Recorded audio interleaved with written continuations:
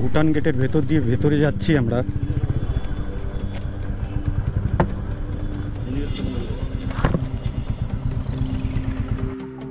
তো আমরা এখন আছি আমাদের ফুল সেলিং ভুটান গেটের ভেতর দিয়ে আমরা ঢুকলাম। এখানটাতে আশপাশে প্রচুর দোকান, সুন্দর দোকান, প্রচুর দোকান, সুন্দর সুন্দর দোকান, অনেক ডেভেলপ জায়গা, ভালো জায়গা। কিন্তু ম্যাক্সিমাম নামগুলো সব ভুটনিজ সেন্টেন্সে লেখা। দেখুন নামগুলো এক একটা।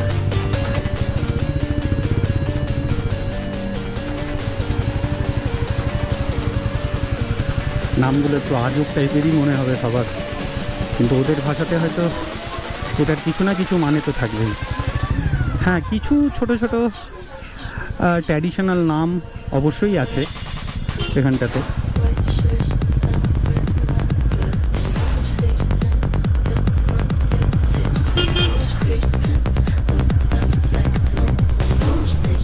তো আমরা আস্তে আস্তে যাই।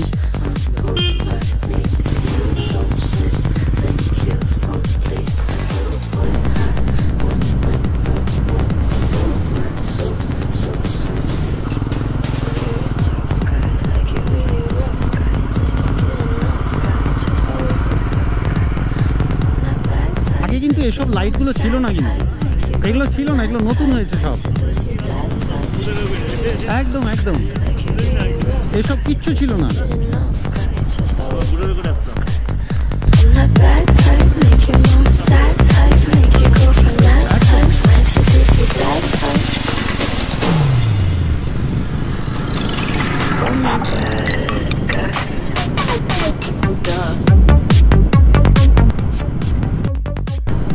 এখনো অবধি এই জায়গাগুলো র আছে, কিন্তু মোটামুটি বছর দুয়েকের মধ্যে জায়গাগুলো পুরো যখন কনস্ট্রাকশন কমপ্লিট হয়ে যাবে তখন এই র নেচার কিন্তু আর দেখা যাবে না। এই জায়গাগুলো যে সময় যতটা আগে যে অবস্থাতে ছিল আর এখন যে অবস্থার মধ্যে আছে, দুটো অবস্থার মধ্যে আকাশ পাতাল পার্থক্য। এটা ওয়ার্ক ইন প্রোগ্রেসের মধ্যে রয়েছে, তাই কিছুটা হলেও আমরা দেখতে পাচ্ছি যে র নেচার কাকে বলে। কিন্তু সেটা 1 থেকে 2 বছর পরে আর পাওয়া যাবে না, পাবো না আমরা এই জায়গাগুলো দেখতে এরকমভাবে। আমচু দেখাচ্ছে 4 kilometre, সানসি 54।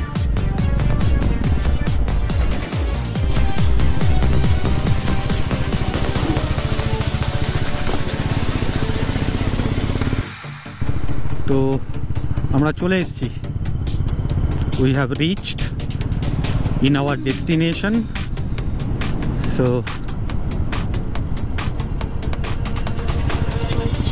this is the beach.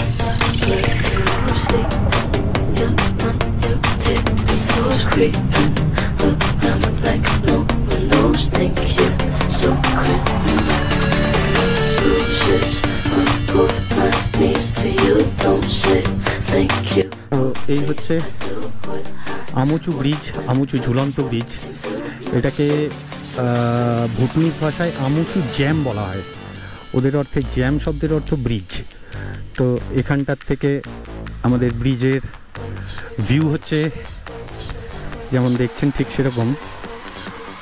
এপাশে পাহাড়ের ভিউজ রয়েছে, নিচ দিক দিয়ে নদী বয়ে গেছে। নদীর আওয়াজটা হয়তো শুনতে পাওয়া যাচ্ছে না, আমি শুনতে পাচ্ছি।